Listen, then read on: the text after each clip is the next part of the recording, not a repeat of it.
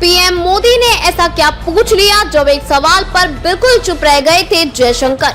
Australia पहुंचे भारतीय विदेश मंत्री एस जयशंकर ने प्रधानमंत्री नरेंद्र मोदी के साथ बातचीत से जुड़ा किस्सा साझा किया है। उन्होंने बताया कि कैसे पीएम मोदी के एक सवाल ने उन्हें चुप करा दिया था। रविवार को कहा कि भारत विकास के पथ पर अग्रसर है और दुनिया के साथ आगे बढ़ना चाहता है। जयशंकर ने इस बात पर जोर दिया कि दुनिया के देशों में भारत के साथ काम करने की सदिच्छा और भावना है।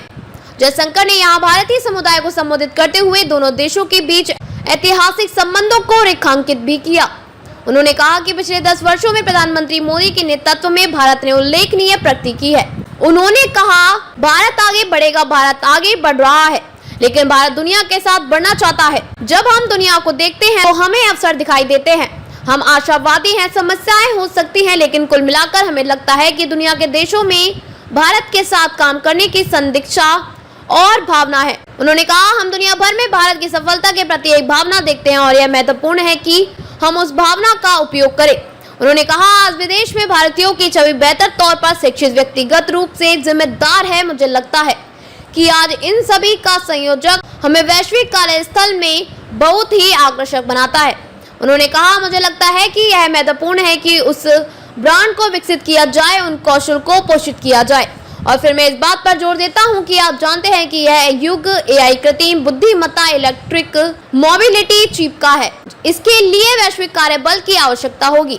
उन्होंने ऑस्ट्रेलिया के साथ द्विपक्षीय संबंधों में आए बदलावों का जिक्र किया और इस प्रगति का श्रेय 4 प्रमुख कारकों प्रधानमंत्री, ऑस्ट्रेलिया, विश्व और प्रवासी भारतीयों को दिया।